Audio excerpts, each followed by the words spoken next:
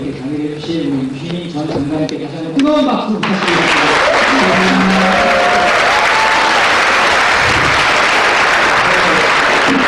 지금 8시 26분입니다. 8시 30분부터요, 지리토크, 시간. 예, 저는 여기서 이렇게 좀 굉장히 편안한 상태에서 바로 이어가도록 하겠습니다. 아까 서두에 우리 유시민 장관님께서 대통령 후보들은 힐링 캠프 토크를 한다 이렇게 말씀하셨죠? 오늘 바로 할 거예요, 지금. 바로 합니다. 관악은 거기서 바로 나오면은 바로 하는 관악입니다.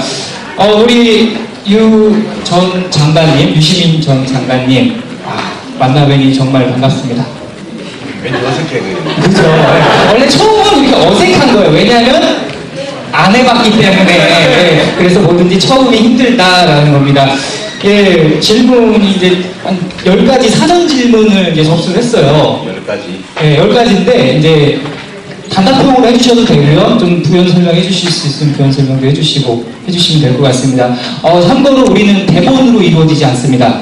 사전, 100% 리얼, 사전 제가 뭐 이거 할 겁니다, 이거 할 겁니다, 없었어요. 즉흥해서 하는 거기 때문에 요즘 강연을 많이 다니시는 것 같은데요. 목 관리라든가 이제 건강 관리를 어떻게 잘 하시는지. 대책이 없어요. 대책이 없습니까? 그래서 지금 감기. 그냥 합니다. 그냥 한 게. 12월 19일까지 그냥 버티겠지. 오늘 또 끝나고 다음 스케줄이 어떻게 되세요? 지금, 창원을 가야 되는데, 지금 못 갈 것 같아요. 약간 상태가 불량해서. 네. 창원. 만약에 가시면 주로 어떻게 이동하세요? 지금은 승용차로 갈 수가 없어요. 가면. 가면. 네, 왜냐면 내일 권영길 경남도지사 후보가 새벽부터 토요일날 출근 인사부터 하는데, 다시 창원에서 한다고 해서 지금, 원래 계획은 갈 계획이었는데, 지금 상태가 약간, 안 좋은. 안 좋은 것 같아요. 네, 여러분, 박수 한번 주세요.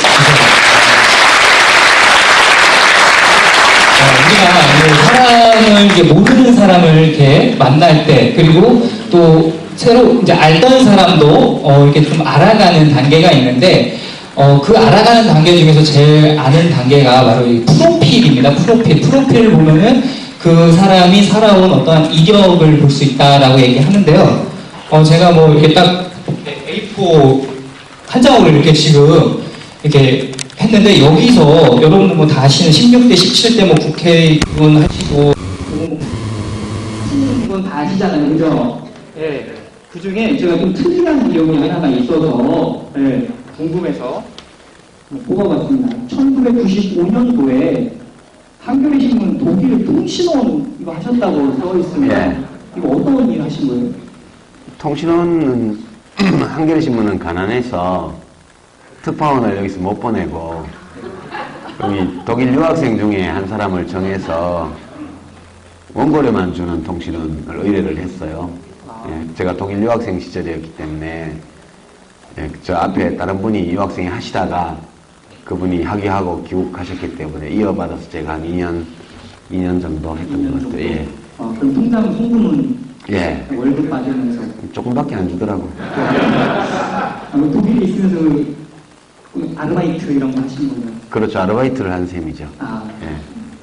바로 이어서 대학생들 보면 뭐 여름 방학 때 겨울 방학입니다. 그래서 겨울 방학 하고 유학 간다, 어학연수 간다 이런 말을 많이 하는데, 우리 장관님께서는 유학을 독일로 선택하게 된 계기가? 그게 제가 34살 때 갔는데 등록금이 없는 데가 어디냐 알아봤더니 독일이 없다고 그래서 그래서 글로 갔습니다. 거기 가서 어떤 공부하신 거예요? 경제 공부. 이어서 학부 때 했던 걸 이어서. 학부 때는 안 했고 그냥 학교만 다녔죠. 학교만 열심히 여러분 학부 때 열심히 학교만 열심히 출석하셨다고. 출석도 별로 열심히 안 했어요. 그때는 운동권은 안면으로 학점을 다 줄 때라서 안면으로 학점을 따서 졸업을 했지 공부는 안 했어요. 공부 안 하면 졸업은 좀 늦으시나요? 아니면? 졸업은 공부 때문에 늦은 게 아니고 중간에 왔다 갔다 하느라고. 네, 알겠습니다. 여기서 잠깐 이제 호칭 부분이에요. 호칭 부분. 지금 아까도 말씀하셨지만 백수라고 이렇게 아까 표현을 해주셨습니다. 그런데 유시민 전 장관님을 보면은 어떤 분은 대표님이라고도 하고, 어떤 분은 전 장관님이라고 하고, 어떤 분은 뭐 의원님이라고도 이렇게 표현을 많이 씁니다. 그 사람들이 어떤 호칭을 좀 이렇게 불러주시는? 제가 저희 팬클럽에서는 보통 저를 천맘님이라고 부르니까 예. 그 괜찮고요. 기차감에 닉 부르니까. 이제 파주에 제가 이제 선거에서 당선되면 여의도에 가 있고 떨어지면 파주에 가 있는데, 파주에 글 쓰면서 왔다 갔다 하면 거기 분들은 대부분 저를 유 선생님이라고 불러요. 예, 보통 서로 그렇게 부르니까 그게 또 편한 것 같아요. 예. 우리 뭐 김대중 선생 이거하고는 달라요, 그냥. 그럼 지금 여기 계신 분들이 뭐라고 이렇게 딱 불러주는? 자기들 편한 대로 부르더라고요. 우리 팬클럽 회원들은 천맘님 이렇게 부르시고요. 좀 서먹한 분들은 뭐 장관님 부르기도 하고 의원님이라고 부르기도 하고 대표님이라기도 하고 각자 편한 대로 부르면 되죠. 뭐. 하나 정리를 하긴 해야 돼요. 그죠. 예. 그럼 지금 시점에서 지금 이제 제가 알기로는 진보 정의당에 지금 계신데 거기서 지금 뭐 맡고 거기 심상정 후보 선대위원장이다가 시후보가 등록을 안 하셔가지고 그 80% 투표율 운동본부인가? 거기 뭐 공동위원장 그쯤 될걸요? 그럼 지금 시점에서의 호칭은 위원장님. 뭘 좀 알아봐야 되는데 예, 괜찮지 않나? 예. 네, 알겠습니다. 우리 또 그 장관님께서 정치에 입문하신 지 10년 되셨어요. 그래서 인터넷에 이제 오늘 강연을 준비하면서 이런 멘트를 한번 보셨습니다. 5년은 원 내에 있었고요. 5년은 원 외에 있었다. 이렇게 이제 표현을 하시는 어떤 그런 장면을 봤는데, 무엇이 우리 장관님을 정치판으로 이렇게 딱 끌어들여 계기가? 아니, 그거 다 아는 건데. 모르는 부분이 있어서. 그 2002년 이맘때가 대통령 선거 때잖아요. 네. 그때 이제 어떻게 하다 보니까 그렇게 됐는데, 그때 이제 노무현 후보 경선 캠프에 제가 자원봉사를 했는데, 이제 후보가 되시고 나서 이제 민주당에서 알아서 하겠지 그러고 집에 다 갔죠. 좀 지나니까 인기 없어졌다고 뭐 나가라 그러고 막 그래서 이제 열받아가지고 이제 국민 후보 지키기 서명운동 그런 거 했어요. 8월 달에. 네. 했는데 이제 하고 나서 야 이제 뭐 하자 이랬더니 안 한대요 사람들이. 이제 안 모일 거래요. 그래서 뭐 어찌라고 그랬더니 정당을 만들면 모인다고 그러더라고요. 그러면 정당을 만들지 뭐. 그래서 만든 게 개혁국민정당이라는 당을 만들었죠. 그때 온라인으로 이렇게 해가지고. 예. 근데 노무현 대통령이 후보가 안 쫓겨나고 또 거기 버텨가지고 단일 후보가 되셔갖고 대통령이 되셨어요 또. 그런데 그때 딱 또 해필이면 제가 사는 동네 바로 옆 동네에 그 당선 무효 판결이 한 군데 나서 1년 임기 남은 보궐선거가 저는 139 사는데 그 덕양구에 났어요. 제가 그때 문성건 씨 보고 형님이 나가세요. 그랬더니 자기는 절대 안 나간다고 그래서 제가 할 수 없이 옆 동네로 이사 와가지고 2달 만에 국회의원이 됐죠. 그 바람에 뭐 그렇게 하다 보니까 예, 하게 됐어요. 그냥 어떻게 보면 떠밀려서 꼭 떠밀렸다고 말할 수는 없고 어영부영 하다가 그냥 우물쭈물 하다가 그냥 한 거예요. 예.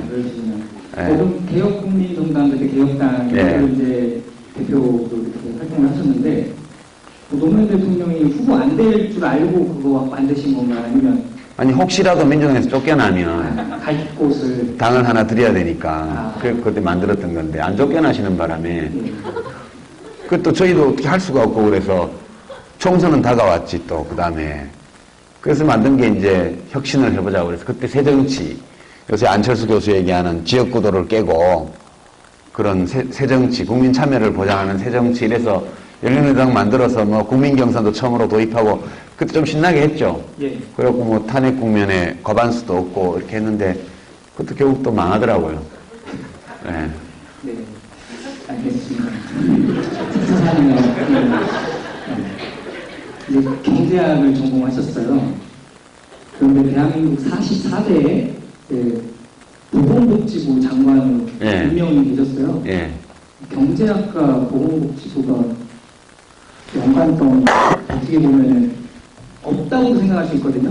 근데 대통령님께서 그 많은 보직 중에 장관, 그러니까 보건복지부 장관을 임명을 해주셨다는 거죠. 왜 그 자리를 이렇게 제가 거기 해달라 그랬죠. 자원하신 거예요? 예, 제가 거기 아니면 장관을 할 수 있는 데가 없다고, 그나마 보건복지부가, 제가 이제 국회에도 보건복지위원으로 활동을 했고, 국회의원 보궐선거 나갔을 때 공약이 딱 한 개밖에 없었어요. 당선되면 보건복지위원회에 가서 여성, 노인, 어린이, 장애인들을 위해서 일하겠습니다. 그 공약 하나만 가지고 제가 선거를 했는데, 그래서 이제 1년짜리 보건복지위원회를 하고, 그 다음에 재선하고 나서 또 보건복지위원회를 갔죠. 아는 게 그거밖에 없고, 그나마 장관 한다면, 뭐, 왜 여기 시켰냐 이럴 때 그래도 근거를 댈 수 있는 게, 그거 하나밖에 없었고요. 네. 그리고 이제 보건복지부 행정은 경제학하고 관계가 깊어요. 예, 이제 제가 공부했던 독일에서는 보건경제학이나, 그 다음에 이제 사회보험론, 또 노동시장 정책, 환경정책 이런 게 전부 다 경제학과에서 공부하는 과목이에요, 그게.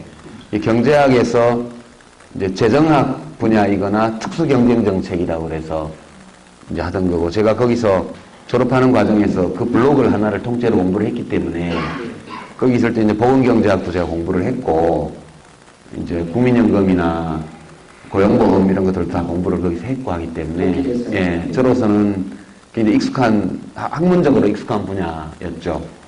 이제 노 대통령은 당시에 복지부 가지 말라고 그랬었죠, 저보고.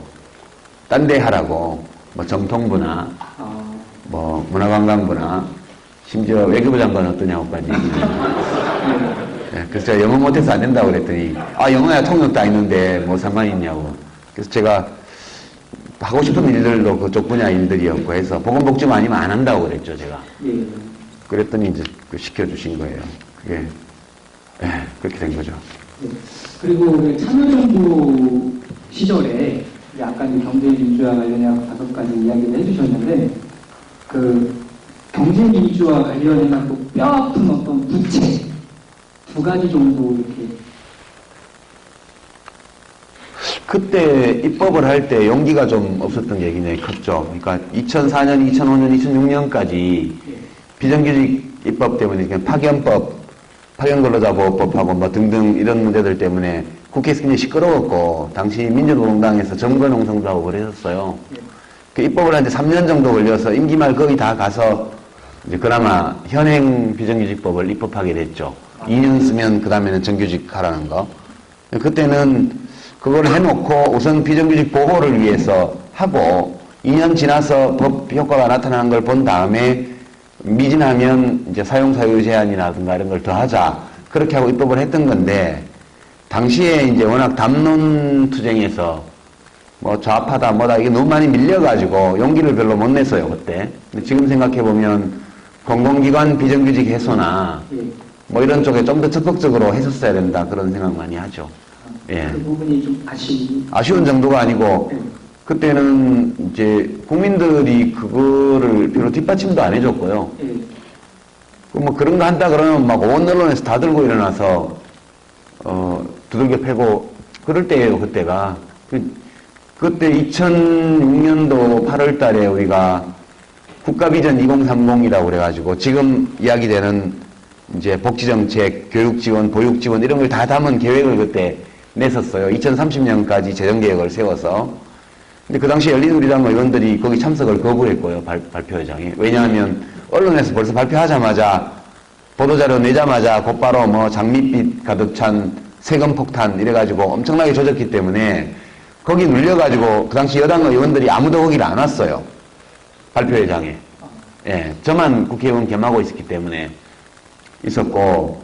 근데 지금 박근혜 씨가 내놓은 공약을 보니까 그걸 다 가져갔더라고요. 예. 거기 들어있는 내용들이 거의 다 나와 있어요, 박근혜 씨 공약에. 예. 아니, 이제 이야기나 좀 하고 가져가지. 그러게요. 그 특허 신청 안 해서 뭐라 안 그럴 텐데, 얘기해. 근데 또 이제 하나가 그 경제 민주화라는 이제 단어를 보고 30대 후반의 남성 사업가가 얘기를 해준 게 참여정부 때를 생각해 보면 개성공단, 금강산 어떤 사업이 이제 떠오른대요. 그래서 참여정부 때 가장 활발하게 개성공단이랑 금강산 사업이 이렇게 이루어졌는데 지금은 그냥 멈춰 있죠. 혹시 정권 교체가 돼야지 다시 활발하게 이어질 것 같은데 만약 정권 교체가 되지 않는다면은 이거는 개성공단과 어떤 금강산 사업의 어떤 해결책이 없느냐? 예, 없다고 봐야죠, 그거는. 5년 전에 한번 돌이켜보세요. 그때 남북관계에 대한 걱정이 좀 있었는데, 이명박 후보가 대통령이 되면 남북관계가 어려워지지 않냐. 그때 그렇게 지적을 하니까 많은 분들이 저한테 얘기하기를, 이명박 씨는 사업하던 사람이어서, 좀 시장형 보수라서, 되고 나면 오히려 비즈니스 베이스에서 북한하고 거래를 더 잘할지도 몰라. 이렇게 얘기했었어요. 많은 분들이. 근데 무슨 비즈니스는 비즈니스야. 그냥 다 얼어붙었잖아요. 그러니까 엄청나게 이념적인 보수로 가버렸잖아요. 네. 근데 그거는 대통령 개인이 그렇다 하더라도 그 대통령이 딛고선 정치적 기반이 그게 반북, 반공, 그 수구 이렇게 돼 있으면 자기 지지층의 압력 때문에 그걸 못 바꿔요. 저는 정권 교체가 되면 남북관계의 어떤 활로가 조금 열릴 가능성이 있지만 안 되면 거의 가능성이 없다고 봐요. 그거는. 예. 뭐 솔직하게 얘기해야죠. 네. 또 오늘 대학생들이 많이 오셨는데요. 그 사립대학교에서 반값 등록금이 정말 가능한가요? 예를 들어 이제 시립대, 서울 시립대가 보건소 시장이 하는 건 이제 받기 때문에 시립이든 공립이든 이렇게 가능할 거라고 생각을 하는데 예. 사립대학은 과연 가능할까라고. 아니, 뭐 하려면 하죠. 근데 그건 토론 좀 해봐야 될 것 같아요. 지금 그 박근혜 후보 공약은 국공립 사립 안 가리고 그냥 소득 층위별로 해서 국가가 지원하겠다는 얘기잖아요. 네. 그게 지금 등록금 총액이 한 16조 원 되니까 현재 등록금 수준에서 반값을 그냥 하려면 어떤 식으로 하든지 간에 8조 원이 필요해요. 연간. 8조 원이 필요한데 앞으로는 대학생 숫자가 좀 줄어드니까 장기적으로는 좀 줄 텐데 8조 원을 어떻게 쓸지에 대해서는 좀 더 사회적인 토론이 필요하다고 봐요. 왜냐하면 문재인 후보 공약이 이제 국립대 통합 네트워크 안하고 이제 국공립대 즉각 반값 사립대 단계적으로 확대 이건데 제가 국민참여당 정책연구원장 시절에 발표했던 그 이제 교육개혁안이 있어요. 그걸 거의 민주당에서 다 갖다 썼는데 누가 이렇게 다 갖다 쓰시네요. 예, 그건 뭐 좋은 일이죠. 좋은 일인데 그러니까 기본 아이디어는 이런 거죠. 일단 국립대학이 한 70개래요. 70개 전국에. 전국에요. 예, 네. 70개, 68개인가 제 기억에 그런데 그러면 일단 국립대는 무상으로 하자. 연간 100만 원 미만. 연간 100만 원 미만. 그럼 그게 되게 고등학생, 지금 현재 고등학교 수업료 수준이기 때문에 연간 100만 원 미만으로 한다. 그리고 사립대학 중에서도 이 국립대학의 통합 네트워크에 들어올 대학은 받아준다. 품질이 되는 대학들은. 그리고 이 대학에는 신입생을 공동으로 뽑는다. 서울대는 학부 모집을 하지 않는다. 그리고 서울대학교는 대학원 중심으로 가고 서울대 대학원 선발은 이 국립대 통합 네트워크 속한 대학 졸업생으로만 한정한다. 그 사립대학에 대해서는 그 등록금 자율화를 열어주고 그 대신에 사립대학 학과 중에서도 공익성이 강한 학과들에 대해서는 국가가 등록금 일부를 계속 지원한다. 되게 이렇게 얼개를 짠 게 제가 냈던 제안이고 저는 이게 매우 합리적인 방안이라고 생각해요. 돈 많은 사람들은 연간 2천만 원 내면서 사립대학 보내도 돼요. 근데 단지 선택의 기회가 없다는 거거든요, 지금.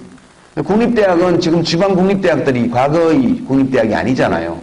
위상이 너무 많이 떨어졌어요. 근데 지금 국립대 통합 네트워크의 무상교육을 사실상 하고 사립대학은 학과에 따라서 차등 지원을 하게 되면 예컨대 로스쿨 같은 데를 굳이 세금으로 지원해야 될 이유가 있나요? 음악대학 이런데요. 저는 좀 약간 그래요. 예. 그래서 음악대학도 뭐 국악이나 이런 건 또 몰라도 막 몇억 원짜리 악기 들고 와서 하는 학생들 그거 뭐 그렇잖아요. 예, 그런 데는 소득 층위별로 지원해도 된다고 봐요.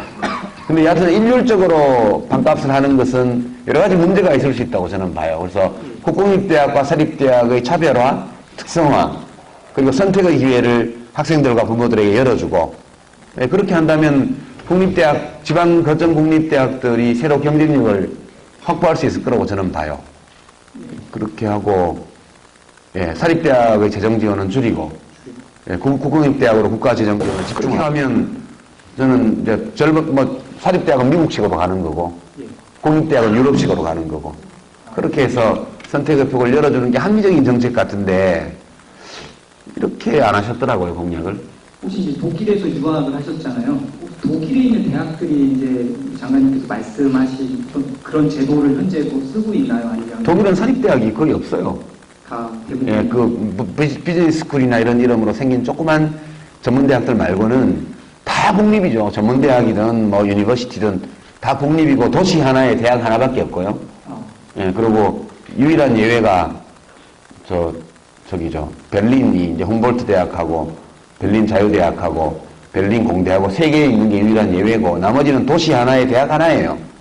그리고 모든 대학은 예, 전부 아비투어라고 그래서 자격시험만 합격하면 응시할 수 있도록 돼 있고 너무 지원자가 많은 학과는 대기 명단이 있죠. 10개 학과 정도. 누메르스 클라우스라 그래서 정원 제한이 있는 학과가 있어요. 그 나머지는 뭐 다 자유롭게 가고 학교가 학생 선택권이 없어요. 예. 학생이 학교를 선택하는 거지. 다만 학교가 시설 조건 때문에 학생 수를 어쩔 수 없이 제한해야 될 때 그때는 이제 좀 경쟁이 있죠. 나머지 학과들은 자기가 가고 싶은 대학 그냥 가는 거고 학비는 다 무료고 그건 무슨 박사과정, 교수과정까지 다 마찬가지니까요.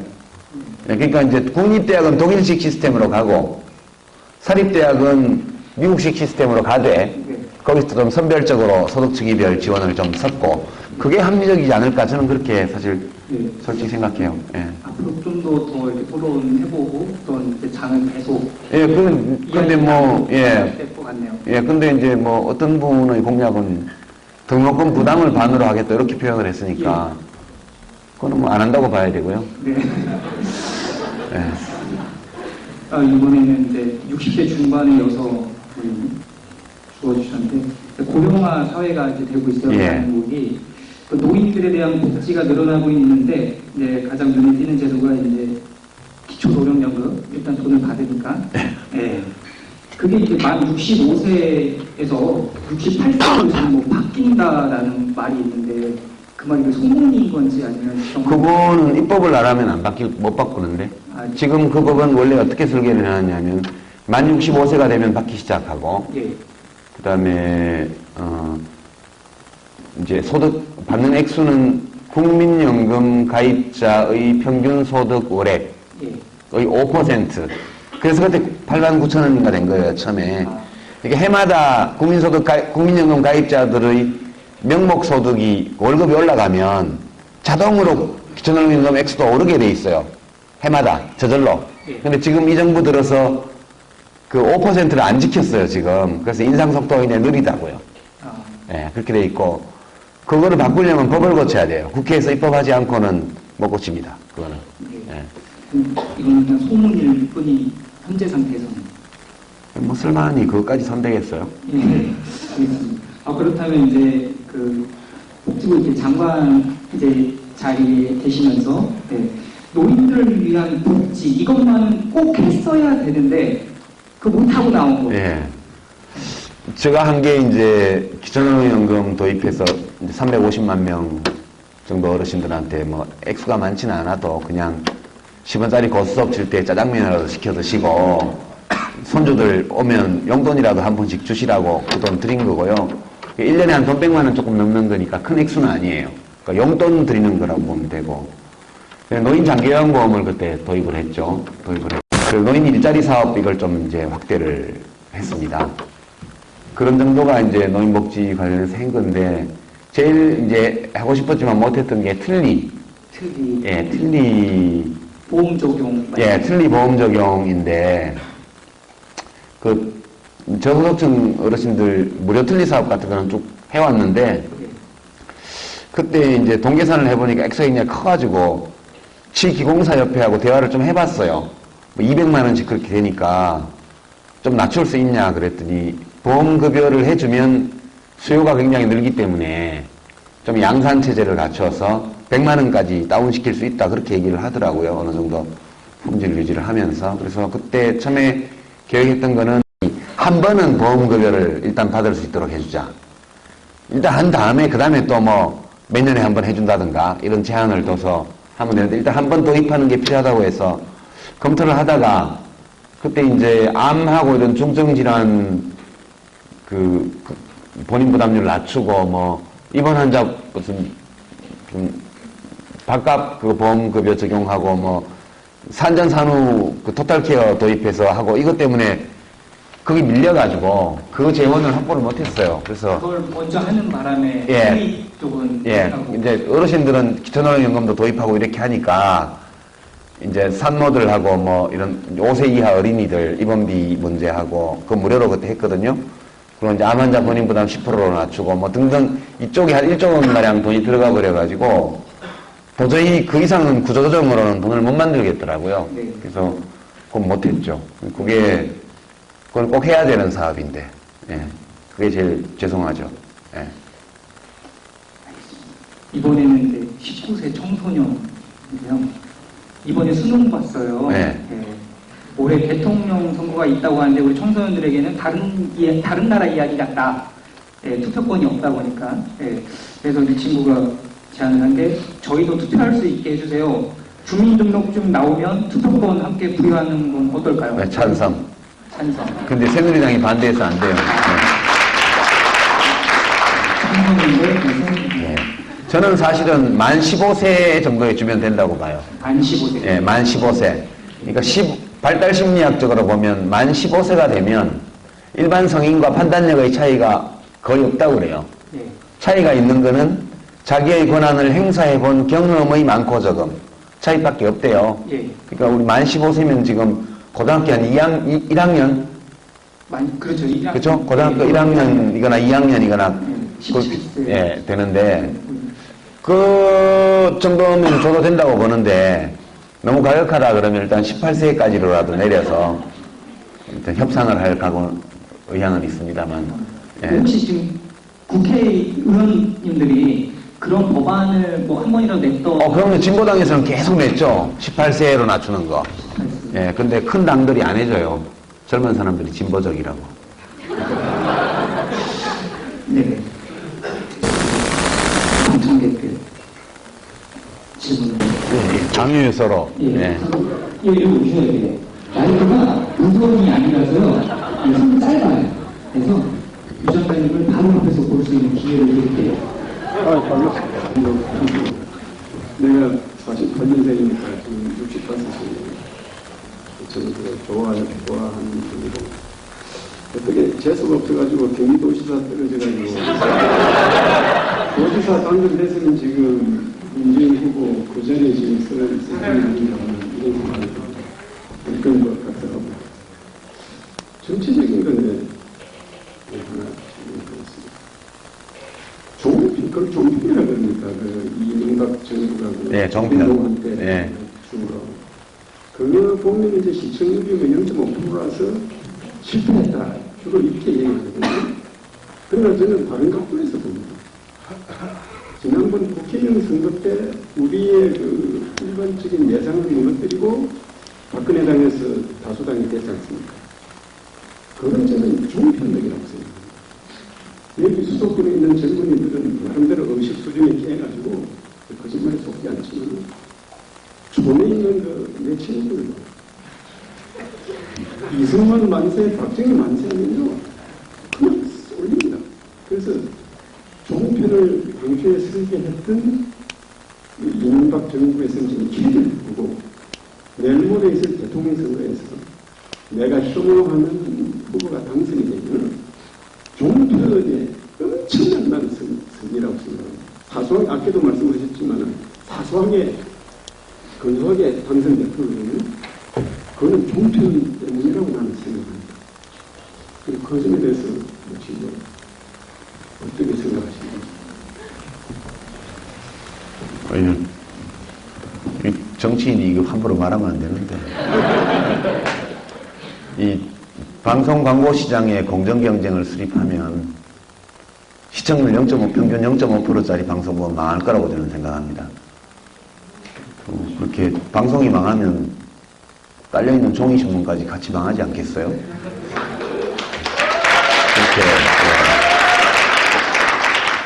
지금 단기적으로 뭐 박근혜 후보 요새를 뭐 생중계한다든가 이런 거는 막을 수가 없죠. 예. 근데 그게 이미 이제 현실의 조건이 되어 있기 때문에 뭐 그 조건 속에서 해나가야 되는 거고. 예. 근데 뭐 결과적으로는 예. 옛날에 저 케이블 TV 처음 도입될 때 그 황금알을 넣는 거위라는 소문을 듣고 거기 투자했다가 망한 출판사들이 여러 있거든요. 그렇게 됐으면 참 좋겠다 그런 생각을.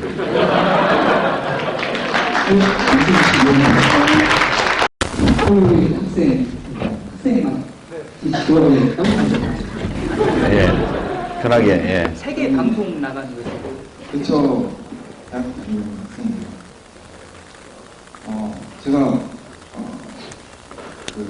최근에 해화동에 갔는데, 거기서 문성근 선생님이랑 두 분하고, 영계남 선생님이랑 그분하고, 어떤 정치적인 것에 관해서 얘기를 하시더라고요, 대중적으로. 근데 그분들이 시민이 깨어있어야 한다고 말씀하시더라고요. 근데 그러면서 또 하신 말씀이 또 그런 소위 말하는 공영방송 KBS나 SBS나 아니면 BBC 아니면 그 여러 신문들 있잖아요. 근데 그런 거를 보지 말고 또 다른 데서 정보를 얻어야 한다 그러시더라고요. 근데 많은 사람들이 접하는 게 그런 정보잖아요. 그래서 깨어있는 시민이 뭔지도 잘 모르겠고 어떻게 해야 깨어있을 수 있는 깨어있는 시민이 될 수 있는지 궁금해서 그런 부분에 대해서 좀 질문 드리고 싶습니다. 빨리 요청.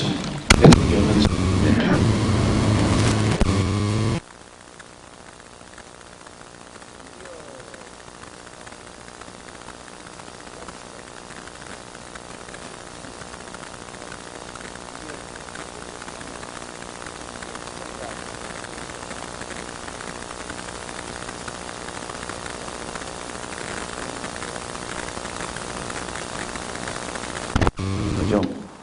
이제 조중동 같은 보수 신문들의 위력 이런 것들도 몇백만 부씩 매일 찍어서 뭐 식당이고 관공서고 뭐 버스 정류장이고 다 그 신문들이잖아요. 근데 사람들이 어떤 신문이나 방송에서 나오는 정보를 볼 때 이게 팩트에 부합할 사실일까 아닐까 이런 거에 대해서 자기 문제가 아니면 대체로 뭐 어느 정도 사실일 거라고 생각하고 받아들이기 때문에 그런 탄원론에는 일종의 약간 일리가 있는 것 같아요. 제가 보기에는. 이제 그 동시에 우리들 각자는 또 아주 독자적이고 때로 괴팍한 독립적 정보 처리자들이잖아요. 근데 뭐 제가 장관할 때 뭐 어르신들 위해서 뭘 많이 했습니다. 아무리 말씀드려도 그래도 나는 싫어 그런단 말이에요. 어르신들이. 그러면 어르신들은 그런 정보를 받고도 나름대로 처리한다는 뜻이에요. 그거를. 그것도 뭐 보수 쪽에 보수 정치인이나 정당들 쪽에서는 청년들에게 또 달콤한 말을 해도 그게 다 받아들여지는 게 아니잖아요. 청년들도 보면 독립적인 정보 처리자들이에요. 그러니까 깨어있는 시민이라고 하는 거는 제가 해석하기에는 정보 처리의 독립성을 가진 주체를 말하는 거예요. 자기 나름대로 생각하고 정보의 사실성, 사실 여부와 중요성의 여부, 내가 얻는 여러 정보 사이의 상호관계에 대해서 나름으로 그걸 처리하는 어떤 독립성을 갖고 있으면 그건 이제 깨어있는 시민이라고 봐야죠. 일방적으로 정보에 노출될 때 그 정보에 끌려가는 사람은 이제 잠자는 시민이라고 봐야죠, 그거는. 근데 그 경계선이 어딜까? 그건 매우 애매해요, 그거는. 확실치가 않고. 그런 거고, 지금은 이제 그 정보혁명 시대이기 때문에 그 특정 사안에 대한 여러 매체들의 보도를 비교하면서 보잖아요, 우리가. 그리고 그거에 대한 해석을 사람들이 SNS나 뭐 이런 것들을 통해서 또 해석을 붙여서 그걸 돌리잖아요. 이제 그런 과정이 전부 옛날로 치면 동네 우물가에서 사실 누가 뒤에서 비속말로 누가 이랬대더라 그러면 그걸 그냥 받아들이지만 사람들이 많은 우물가에서 누가 그랬대더라 그러면 누가 옆에 있다가 그거 아니래던데 이러면 사람들이 양쪽 얘기를 듣고 좀 판단을 할 수 있잖아요. 그래서 결국은 그런 지배 매체, 주류 매체의 어떤 그런 지적으로 지배당하지 않기 위해서는 자기가 활용하는 대항 매체가 있어야 된다고 저는 보는 거죠. 아마 그분들도 그런 얘기였을 거고요. 지금은 정보가 부족한 시대가 아니고 과잉의 시대이기 때문에 그리고 시민들 개개인이 정보의 홍수 속에서 의미 있는 정보와 그렇지 않은 정보, 그러면 다른 정보와의 관련성 속에서 진실일 가능성이 많은 정보와 그렇지 않은 정보를 스스로 구분하는 눈을 가질 수밖에 없다. 기를 수밖에 없다. 그렇게 생각해요. 누가 해줄 수는 없는 것 같고요.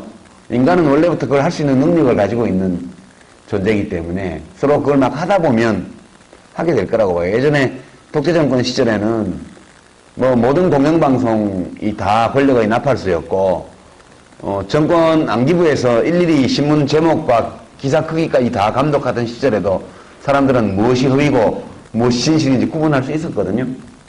지금은 정보가 훨씬 더 많아진 시대인데 그게 더 어려워졌어요. 정보가 많기 때문에. 그래도 역시 이런 일방적으로 총알처럼 쏘아져 오는 정보를 자기 스스로 받아서 처리할 수 있는 그런 능력을 길러야 되고 그 과정에서 여러 가지 대한 매체들을 활용할 수가 있다. 저는 그렇게 생각해요. 예컨대 뭐 요즘 트위터를 다 쓰니까 누구를 팔로잉 할 거냐 이렇게 말을 볼 때 대체로 지배적인 매체에서 주는 정보와는 반대되는 정보나 또는 반대되는 해석을 제공하는 사람들을 지식인들을 팔로잉 할 수도 있겠죠. 그럼 타임라인에 주요 사건이 생기면 그에 대한 멘션이 뜨니까 자기가 생각해 볼 수 있는 좋은 기회가 되리라고 보고요. 또는 뭐 그런 문제들에 대해서 블로깅을 자주 하는 그런 블로거를 또 사귀어두는 온라인에서 사귀는 것도 좋은 방법인 것 같고요. 저는 개인적으로 진중권 씨가 교수가 보내는 트윗 멘션들이 때로 굉장히 도움이 될 때가 있어요. 어떨 때는 좀 지나치게 많이 오기도 하지만.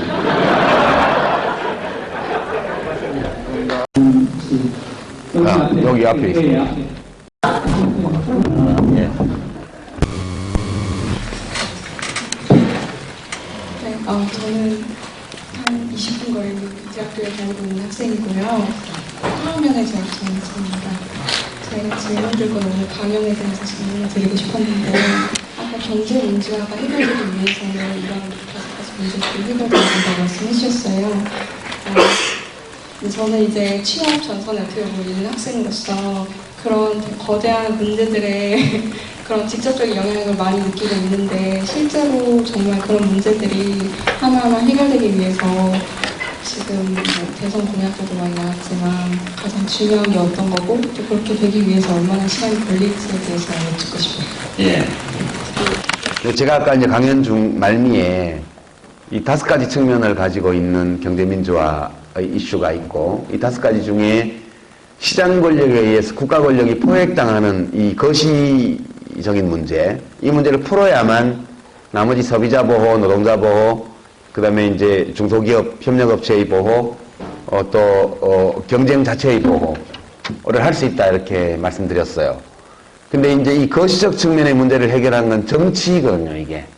정치고 권력투쟁이에요. 여기는 정말 온갖 살수와 암수, 뒤통수 치기, 뒷다리 걸기, 온갖 게 다 이게 사용됩니다. 그리고 이 싸움이 가장 결정적인 싸움이기 때문에 이 싸움에서 밀리지 않기 위해서 지금 이 대선판이 이렇게 살벌하게 벌어지고 있는 거라고 저는 이해를 합니다. 이게 누구도 이 경제 권력이 정치 권력을 장악하고 수중에 넣고 포획해서 특수계급으로 군림하는 것을 찬성하는 정당이나 후보는 아무데도 없어요. 그러나 이미 주요 정당은 어떤 당은 골수까지, 어떤 당은 선발까지 적어도 최소한 선발 정도까지는 잡혀있는 상황이라고 저는 봐요. 예.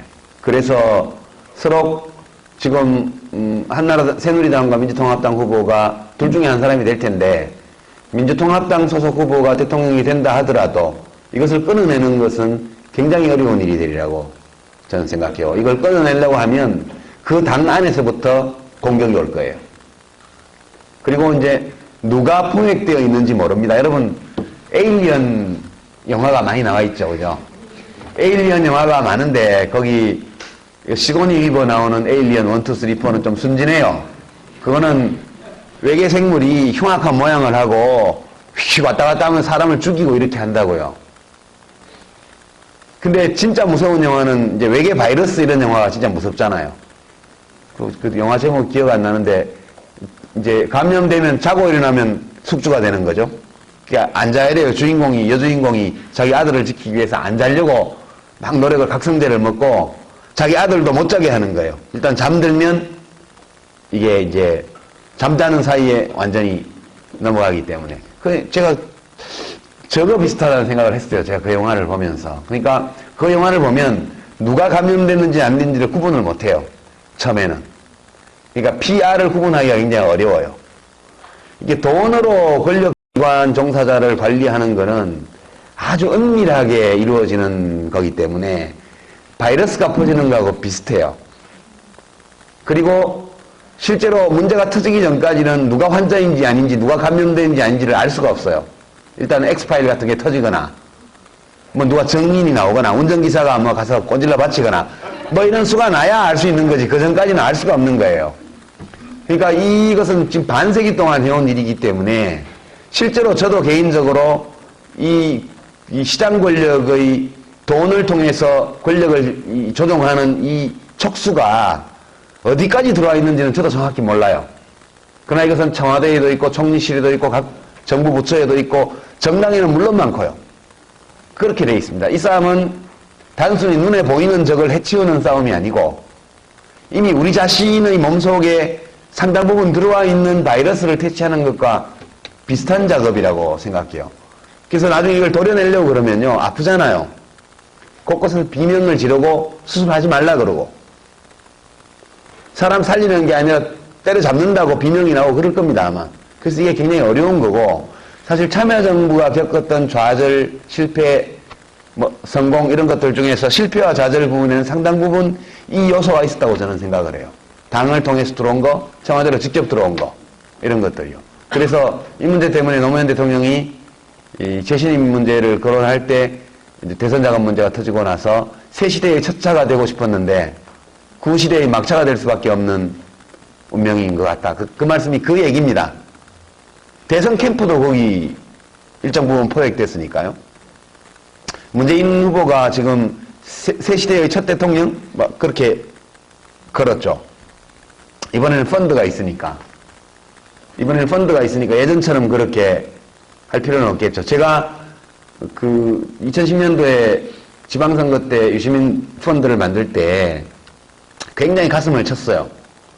이 생각을 몇 년만 더 일찍 했더라면 2002년 대선 때 이 생각을 했더라면 후원금을 모으기보다는 돈을 빌리자 이렇게 간단한 아이디어 하나였으면 당시 노하우 사이트를 통해서 500억 정도 모으는 거는 일도 아니었을 텐데 그 돈 그렇게 아깝게 코 묻은 돈 60억 70억 모아가지고 나중에 민주당에 다 줬잖아요. 그 열린우리당 만들면서 다 놔두고 나왔다고요. 아까워 죽겠어요. 희망돼지 동전이요. 그거 다 민주당 입에 다 들어갔거든요. 그래서 그때 왜 이 생각을 하지 못했을까라고 가슴을 쳤는데 그때 뭐 10억 원짜리 수표 하나 심부름했다가 감옥에 온 분도 계시고요. 돈이 조달이 안 되니까 어쩔 수 없이 그랬던 면이 있습니다. 지금은 문재인 펀드, 담쟁이 펀드가 1, 2차, 2차도 24시간 안에 지금 다 200억이 찼고 이제 그랬으니까 돈이 걱정이 없죠. 그러니까 상당 부분 그때에 비하면 적어도 마음만 먹는다면 면역을 할 수 있는 항체들이 내부에 형성되어 있는 거라고 보고 그 점에서 약간의 자신감을 가지고 있기 때문에 이제 그런 구호를 내건 게 아닌가 그런 느낌이 좀 들고 그 점에서는 다소 희망적으로 봅니다만 종국적으로 보면 이것은 국가 권력이 정치 권력이 자기의 권위를 세워나가는 과정이라고 봐요. 저는 진보든 보수든 상관없이 국가 권력이라 하면 이것은 합법적이고 정당한 물리적 강제력을 의미하는 거거든요. 대통령 자리는요 서울시장이나 이런 경기지사와는 달리 권력기관을 통제하는 자리입니다. 군, 경찰, 검찰, 그죠? 국세청, 공정거래위원회, 이런 국정원, 이런 권력기관이 전부 대통령의 통제 아래에 있는 거예요. 대통령이라는 공직은 다른 모든 공직과 달리 국가 권력의 핵심을 구성하는 물리적 강제력을 장악하는 자리예요. 그래서 이 권력을 정당하고 합법적으로 제대로 행사하기 위해서는 다른 어떤 부당한 사적 권력이나 사적 폭력도 용납하면 안 되는 거예요, 국가는 원래. 그러니까 어떤 경제 권력이 국가기관을 장악해서 그 국가기관을 포획해서 국가 위에 서려고 그런다 그러면 이건 아주 박살을 내야지만 국가가 국가다운 거예요. 지금 저는 이 경제민주화 관련해서 이 5번째 거시적인 문제, 경제 권력이 정치 권력을 포획하는 문제는 국가의 기본과 관련된 문제라고 저는 생각해요. 이것을 바로 세우지 못하면 보수 정부이든 진보 정부이든 그것은 제대로 된 국가라고 말할 수 없다. 그런 거죠. 미국이 아무리 돈 정치를 하는 나라지만 거기는 합법적으로 금권 정치를 하는 나라잖아요. 어마어마한 선거 자금이 동원되고 큰 기업들이 거기 돈을 다 댑니다. 그럼에도 불구하고 범죄가 탄로나면, 소위 화이트 칼라 범죄가 탄로나면 그냥 감옥에 보내잖아요. 적어도 미국의 어떤 대기업 소유자도 오바마 대통령이나 클린턴 대통령 위에 서지는 못해요. 근데 우리나라는 재벌 총수가 대통령 위에 서 있는 것 같은 나라예요.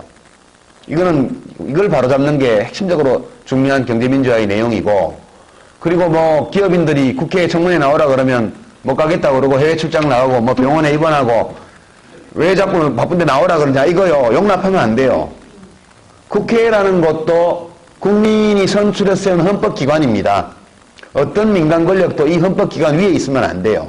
저는 이제 이 19대 국회에서 빨리 법을 고쳐서 국회 청문회에 응하지 않는 사람은 감옥에 집어넣어야 된다고 봐요, 저는. 그래서 국가를 무시하는 거예요. 예. 정당한 사유 없이 안 오고 외국에 가 있으면 체포해 와야 되고요. 오라고 하고 명령하고 안 들으면 재판에 있는 것을 감옥에 집어넣는 법을 만들어야 된다고 생각해요.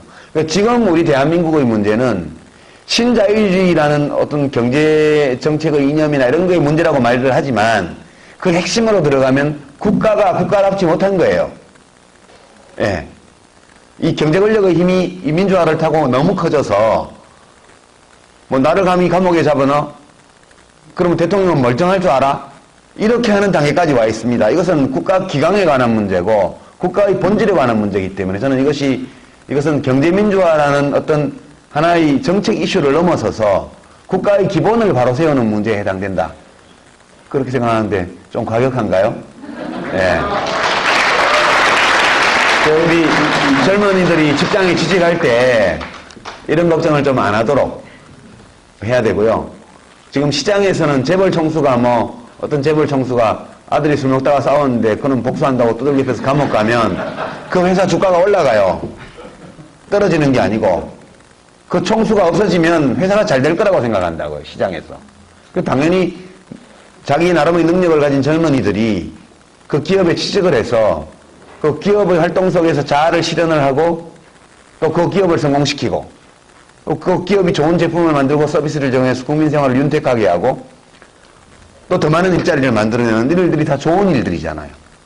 근데 뭐 요즘 같으면 어디 집회에 나갔다가 사진 찍히면 대기업에는 취직이 안 된다더라, 이런 소문 들어와서 지금 집회에도 못 나오잖아요. 이게 무슨 자유국가예요.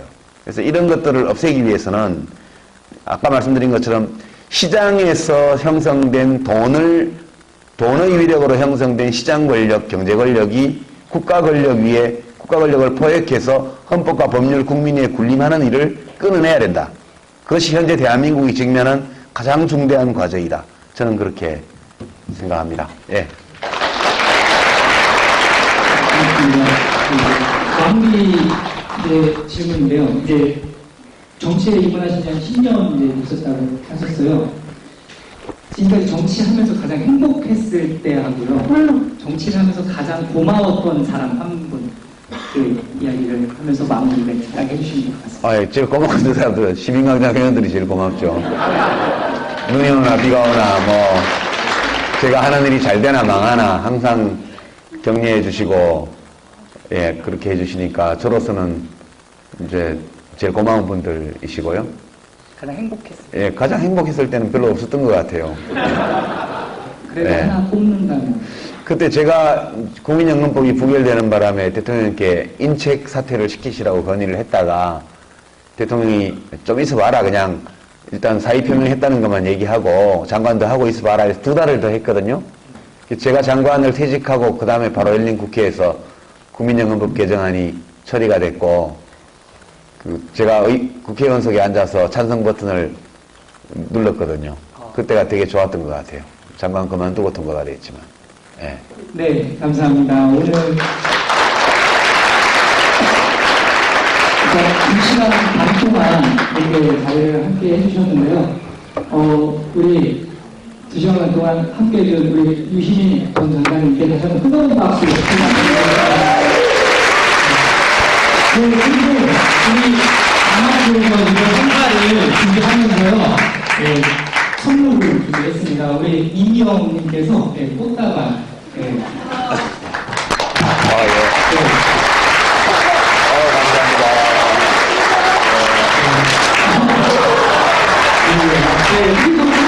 멀리서 오셨어요. 인천에서 오셨습니다. 오늘 강연에 오시고 우리 이영희 선생님께서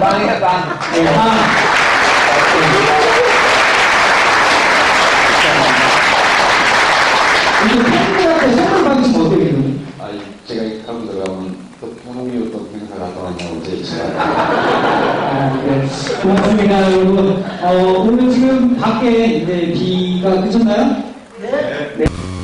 또 강연 시간 딱 맞게 비도 그치고 마지막으로요, 우리 사진 같이 찍으실 분 전체 사진 하나 우리 장관님하고 딱 찍고 마무리하도록 하겠습니다. 사진 같이 찍으실 분 전부 다 나와서 홍수만과 함께 찍도록 하겠습니다.